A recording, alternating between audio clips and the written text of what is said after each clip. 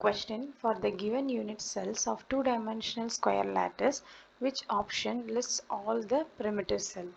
So in this question they have given a 5 unit cells and they have asked us to find which among them are the primitive cells.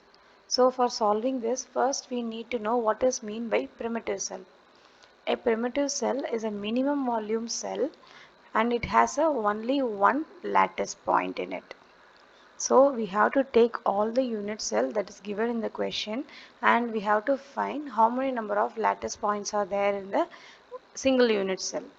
So first we will take the first one. And here if you see the corners have a 4 lattice points that are being shared. So number of lattice points per unit cell will be 1 by 4 into 4, that is equal to 1. In the similar way, if you take the second unit cell, here also all the 4 corners are being shared. So number of lattice points per unit cell, here also it is 1. In the third unit cell, corners don't have any lattice point. It has only one lattice point inside the cell. So number of lattice points per unit cell is 1. And in the similar way, fourth option also has only one lattice point inside the cell.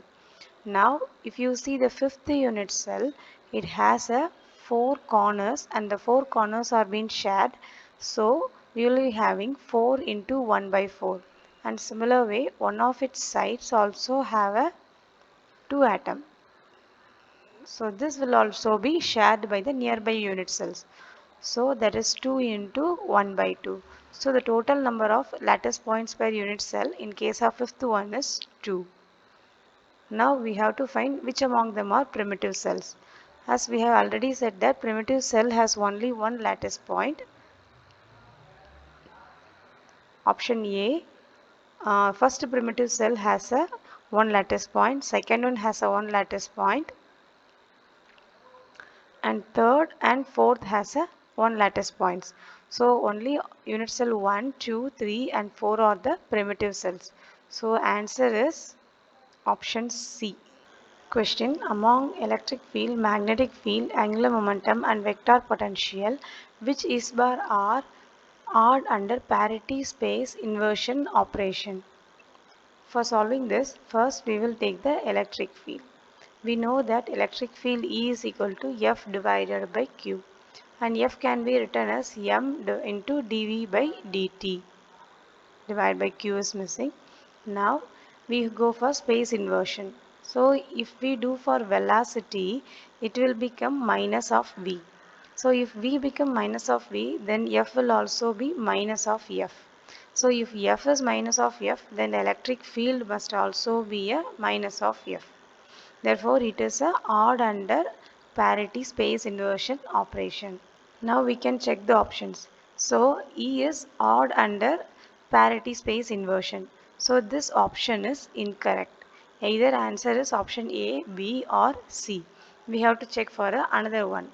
So now we check for the potential. Electric field in terms of a vector potential is E is equal to minus of del psi minus dou A by dou T. So here we know that already E is odd. So then A must also be, that is a vector potential must also be odd under parity space inversion. So therefore E vector and A vector are the odd under parity transformation. So answer is option B. Question: at low temperatures, the specific heat of common metal is described by, with alpha and beta as a constant. So in this question, they have asked us to find what is the specific heat of common metal at low temperature. So we have studied the electronic specific heat varies linearly with T, and lattice specific heat varies as a cube root of T at a low temperature. So the specific heat at low temperature is equal to alpha T plus beta T cube. This corresponds to electronic specific heat and this corresponds to lattice specific heat. Therefore, answer is option A. Question: an infinitely long straight wire is carrying a steady current I. The ratio of magnetic energy density at a distance r1 to that r2 is equal to 2 times r1 from the wire is. So in the question they have said there is an infinite long wire that carries a current of I, and they have asked us to find what is the magnetic energy density ratios at a two distance, that is R1 and R2, and R2 is given in terms of R1, that is R2 is equal to 2 times of R1. We have studied magnetic field due to the current I in a wire at a distance R is given by B is equal to mu naught I divided by 2 pi R.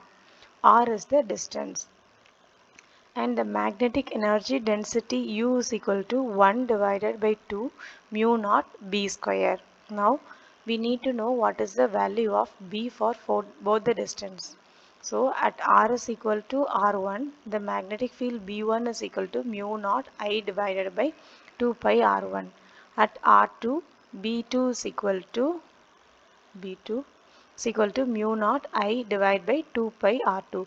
So R2 in terms of R1 I have written here. Now we have to find the ratio, that is U1 divided by U2, that is nothing but B1 square divided by B2 square. Substitute the value of B1 and B2 and simplifying it we will be getting 4. That is the ratio of U1 by U2 is equal to 4. Question: a light beam of intensity I naught is falling normally on a surface. The surface absorbs 20% of the intensity and the rest is reflected. The radiation pressure on the surface is given by I naught x I naught by C, where x is up to 1 decimal places. Here C is the speed of the light. So in this question they have said a light beam of intensity I naught falls on a surface, and the surface absorbs 20% of the intensity and remaining is being reflected back, that is 80%, and they have given the radiation pressure on the surface is x I naught divided by C, and they have asked us to find what is the value of this x.